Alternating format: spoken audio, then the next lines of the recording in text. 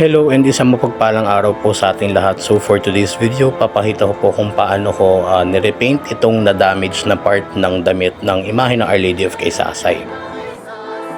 So yung nakikita nyo pong puti na yan yung part na binuo ko gamit ng masilya or wall putty.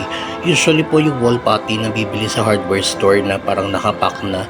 Pero ang problem ko kasi doon is kapag nabuksan mo na siya, mabilis kasi siya matuyo. So yung hindi mo pa nagagamit, natuyo na agad. So itong nabili namin, pulbo siya. Ikaw mismo maghahalo-haloan mo ng tubig. Parang naghahalo ka lang ng semento or ng plaster. So mas okay siya. So yan yung ginamit ko para buuin yung part na nawala.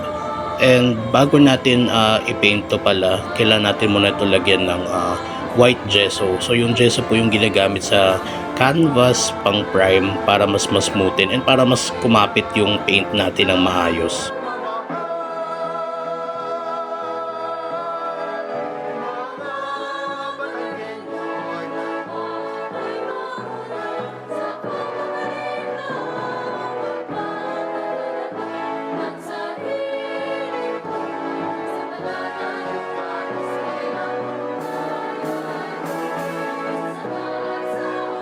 At para ma-achieve naman po natin yung color match na kailangan natin gayahin para dun sa kapa ng Mahal na Birhen, maghahalo muna tayo ng green and blue para ma-achieve yung parang teal na color, and nahaluan natin to ng black para mas ma-darken siya.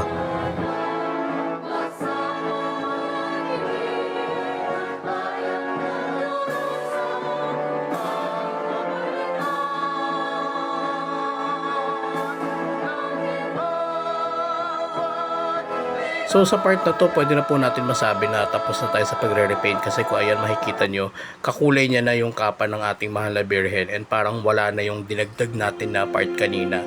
Pero hindi pa tayo dyan nagtatapos kasi gusto ko pa ma-achieve yung parang mga gas-gas and antique effect nitong kapa ng Mahal na Birhen. So i-replicate natin yung mga gas-gas na yan using the dry brushing technique.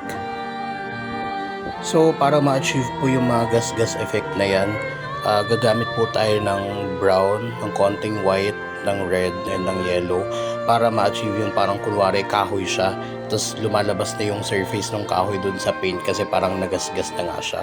So yung dry brushing technique is gagamit lang kayo ng brush na tuyo, tapos ihalo nyo dun sa paint, tapos parang ipapahin nyo lang siya, pero hindi siya yung kumbaga parang saturated talaga para kita pa rin yung mga brush strokes niya kumbaga.